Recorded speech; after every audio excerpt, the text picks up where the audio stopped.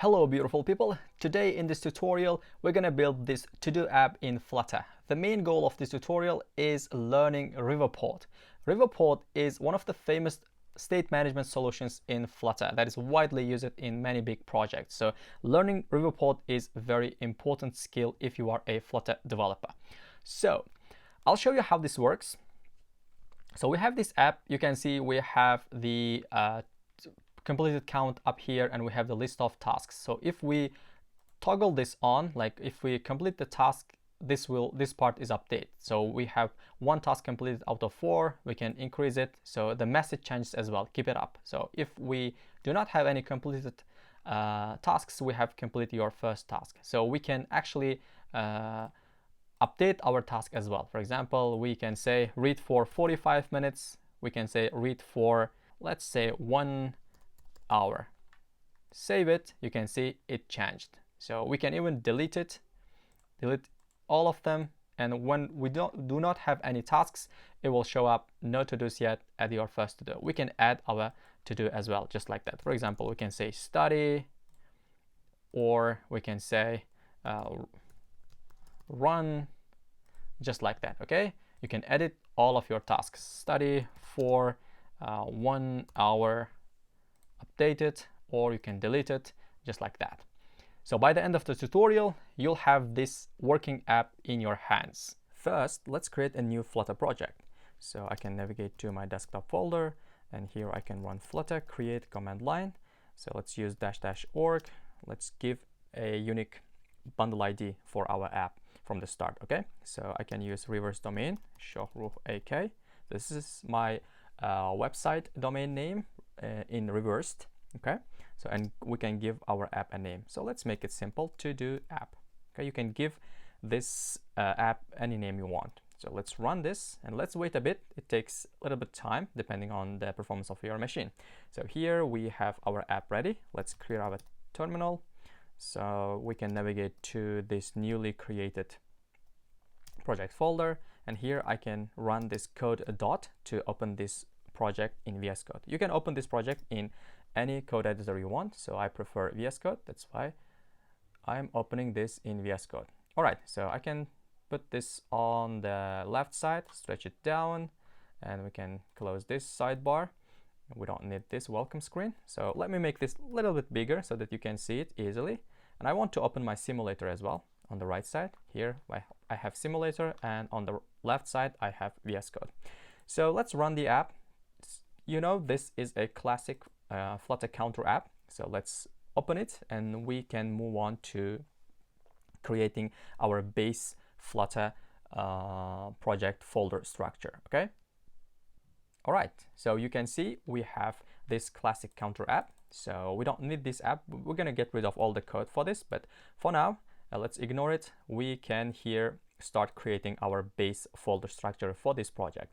So let's try to follow best practices here. So in lib folder, first I want to create app folder, and the next folder I want to create is let's create features folder.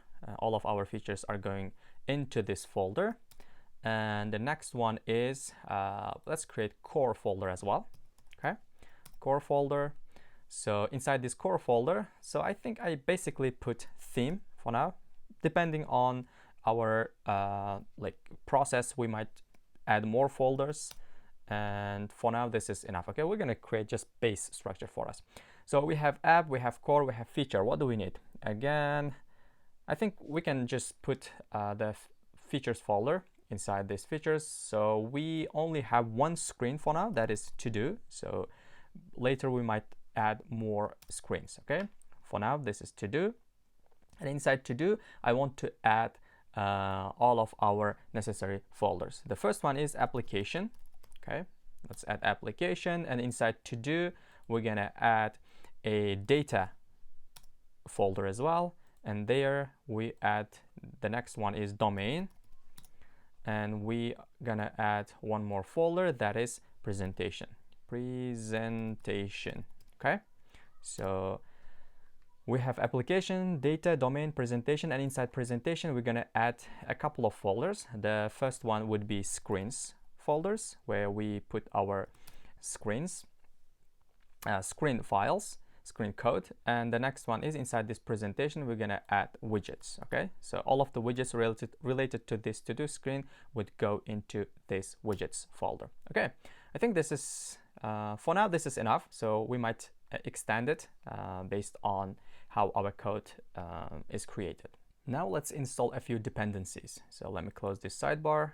Let's go to our terminal, and here we can run flutter bob add and list the name of dependencies we need. So the first one we need is Flutter Riverpod for our state management, Flutter Riverpod, and the next one is a Riverpod annotation, and also we need freezed annotation as well. These are for code generation. Okay, let's run this command and wait a bit until this gets installed.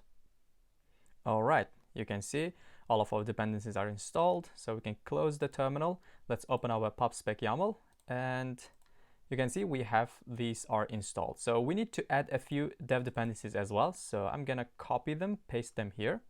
So let's actually put them here. I want to install a specific versions here. So you can see build runner, Riverpod generator, Riverpod lint, freezed. So these are basically needed for code generation and also for linter rules, okay, to write clean code.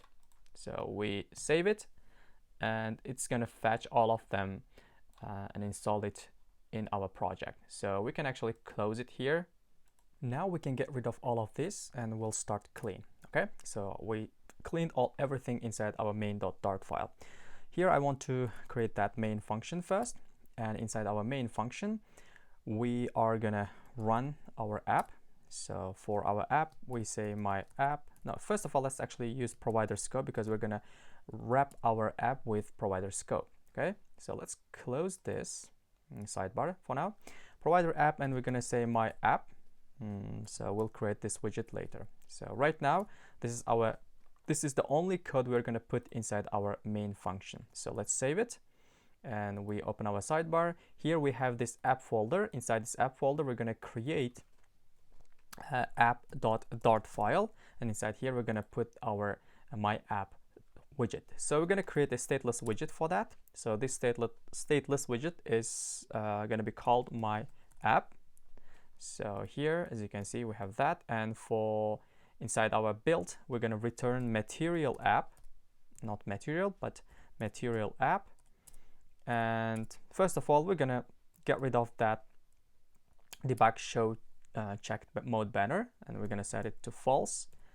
So the next one is we're gonna use theme mode, not theme mode for now. Okay, for theme mode we're gonna say theme mode dot dark. Okay, we only need dark mode, and we're gonna create our custom theme later. So for our home we're gonna return to-do screen. Okay, we'll create this to-do screen now. So now we can save it, and first of all let's get rid of this error here, so we can import it. So now it's imported, and here we're gonna come inside our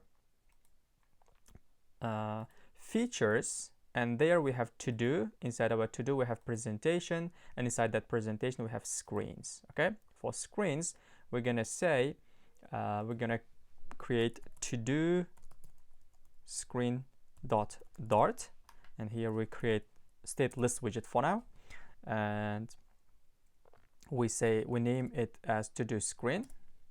So just for now we're gonna return a scaffold with body, and let's return center, and for the child let's say text no to-dos yet. Okay, so now we have this, and we can open and we can import to-do screen as well. Okay, so let's import it like this. Now we have this, and what else? Yeah, we can actually restart our app, and you can see we have empty white screen with no to-dos yet in the middle.